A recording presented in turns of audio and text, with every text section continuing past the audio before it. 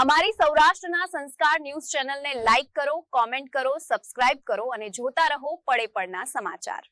ભાવનગર જિલ્લાના વાવડી ગામના ખેડૂત જયંતિભાઈ ચૌહાણે પ્રાકૃતિક ખેતી અપનાવીને એક અનોખું ઉદાહરણ પૂરું પાડ્યું છે।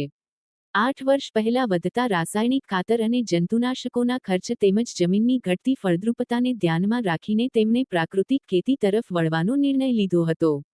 જયંતિભાઈએ ગાયના છાણ અને ગૌમૂત્ર આધારિત જીવામૃત, બીજામૃત અને મલ્ચિંગ જેવી પદ્ધતિઓનો ઉપયોગ કરીને ખેતી શરૂ કરી।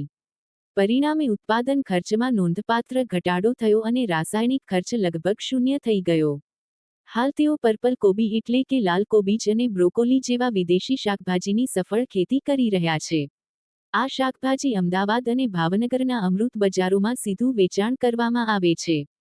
પ્રાકૃતિક રીતે ઉગાડેલા હોવાથી ગ્રાહકોમાં તેની માંગ વધુ છે અને બજાર કરતાં ઉત્તમ ભાવ પણ મળે છે। આ પદ્ધતિના કારણે જમીનની ઉત્પાદક શક્તિમાં સુધારો થયો છે, જમીન વધુ ફળદ્રુપ બની છે અને પાણીનો ઉપયોગ પણ ઓછો થયો છે।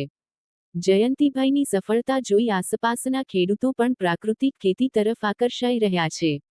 આ રીતે તેમની સફળતા ગુજરાતના ખેડૂતો માટે પ્રેરણાદાયી ઉદાહરણ બની રહી છે। સૌરાષ્ટ્રની ઓળખ જ સત્યની સાથે જ। સૌરાષ્ટ્રના સંસ્કારો ન્યૂઝ।